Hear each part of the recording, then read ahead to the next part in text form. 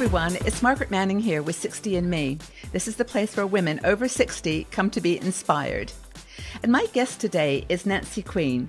Nancy is the owner of nobleknits.com. It's an online yarn store and knitting community. Welcome, Nancy.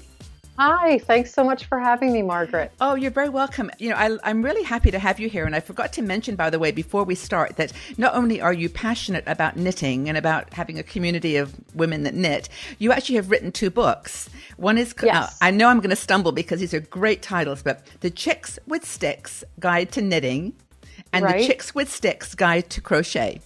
Right. They are actually pretty comprehensive books that take you step by step through the process. Yep. And with each step that you learn, each new technique, there's a project to go with it where you cool. incorporate that technique. That's really good. Well, you know, I think there's a number like 50 million people in the world knit, you know, so they're onto something. And Yes. I think that I'd love you to share with us in this interview the kind of some of the benefits, you know, that help knitting helps you to release stress and anxiety and just how it's good for you. So could you get us started on that? Sure. You said it first of all. It is a great way to reduce stress and anxiety. I can't remember who did the study. I'm not sure if it was Harvard or Yale, but they did a study a few years ago and found that it has all of the relaxation properties of yoga.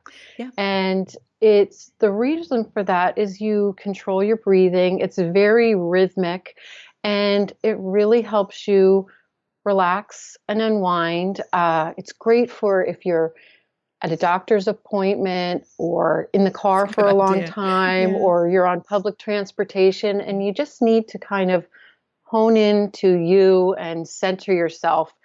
Knitting is a great way to do that, no matter where you are. So I always have knitting with me. Yeah, I can imagine you've got these little bags full of different yarns and different projects. Yes. But I actually use it on the train. I knit all the time on a train because trains for me are kind of like, you know, places where you just, well, you breathe, you relax, and you just get into a zone, and it's really fun. But so it reduces anxiety for sure. We know that. But also there's Now, something. have you noticed when you're on the train that it sparks up conversations with other knitters? Yes. Because that is the next thing I was going to say. Yes. It's a very communal a hobby to have. And there's a lot to be said for that. I know that I like to sew as well, but when I sew, it's alone. You know, I'm in a room with my sewing machine, I'm cutting and behind my little, you know, at the machine, and it's rewarding, but it's very isolated. And when you knit, you can knit anywhere.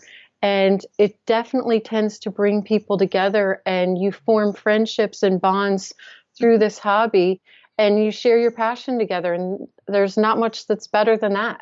That's really healthy for you. That hikes up the happiness quotient significantly. I know that's true. Yes. Do you know, when I was on a train in Germany last year, I took my knitting and I was knitting like one of my famous, you know, these ones like the old straight line. I love that. Just sort of knit. And I got on the train and this woman got on and she had a walker and her daughter was with her and put the walker in my aisle because I had a space. And then she sat down and pulled out this knitting. And she was doing this really intricate, she must have been in her 80s, a very, you know, beautiful lady. But she was knitting and doing this, you know, this finger thing. And I was like, you know, doing my like 1, 2. And it was lovely. We sat down and I ended up going over to her side of the train, sitting together. It was great. Oh, You're that's right. wonderful. It was wonderful. It's just that she was doing this intricate thing and I was doing my beginners. And it was just still we connected. Right. It was That's really cool. great. So that's so basically helps reduce anxiety. It's very social. And also, I didn't believe this when I read in one of your articles that you can lose calories knitting. You can. Is this true? You know, you can lose 100 calories an hour. So if you're sitting watching a 2-hour movie, it's actually 102 calories. So if you watch a 2-hour movie, just sitting there, you've burned 204 calories. So instead of filling your face with popcorn, which can be over, if you're at a movie theater, it can be over 1,000 calories in movie theater popcorn. You can just sit there and knit and watch the movie and watch yourself lose a little weight too.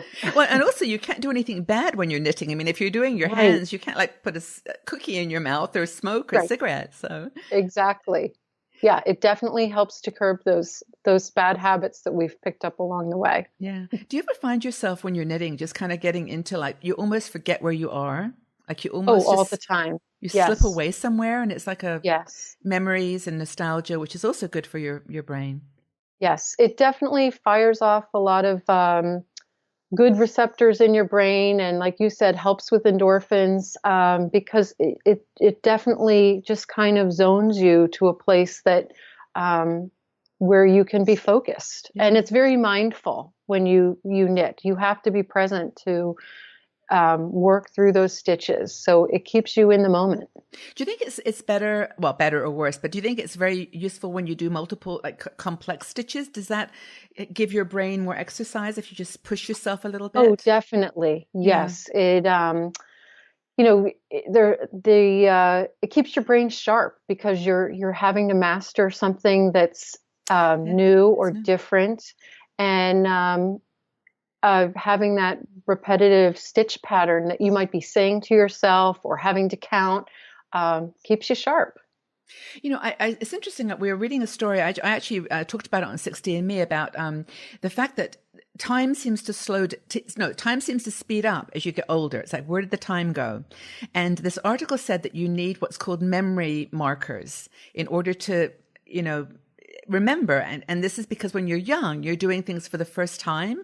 So they're like all like memorable. And knitting for me is like that because I'm actually doing something for the first time. I'm creating a little thing that's like never been there before. Yes. You get this kind of, memory. It's like it stretches time a little bit. It gives you a little bit more time. I found anyway. I completely agree. That's really cool. Well, I'm glad to know I'm not going completely crazy. No, no. So it helps the brain. It helps you relaxing. It's like yoga. What else do you think? Yeah, and there's so many techniques that you can keep learning with knitting that it really does keep you sharp in that way because you can there's over 100 different ways to cast on.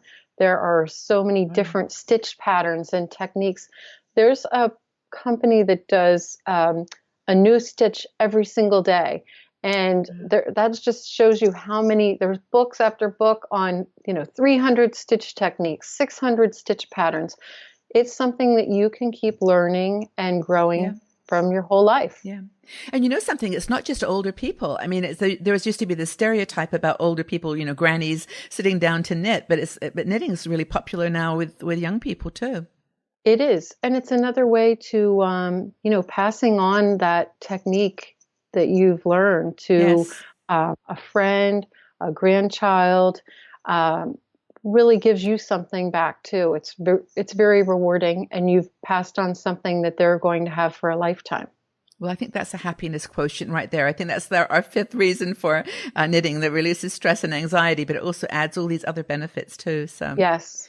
Very, very cool. Tell me what you're wearing there today. What is your scarf of the day? It's a free pattern on our website. It's a very easy cowl, and it's a kind of a faux fur yarn. It's really fluffy and soft and cozy. And it's just a knitted tube. It's all knit. There's no purling, nothing. It's the yarn itself is a little tricky, so I wouldn't recommend it as a first project, but maybe a second or third once you understand the stitches. And you just knit, and boom, take it off the needles and put it on. You could put that around your head as well, couldn't you? Like a little hood. Yes, definitely. In the winter. Anyway, lots of great ideas, and I'm so inspired now. I want to go knit. Oh, good. Thank you so much, Nancy. It's really great to meet you and have you here. Thank you. Thanks. Bye-bye. If you enjoyed this video, please subscribe to our 60andMe YouTube channel and also visit our website. We are a strong and dynamic community of women over 60. We're challenging aging stereotypes, and every day we share fascinating stories, interesting questions, and great conversation.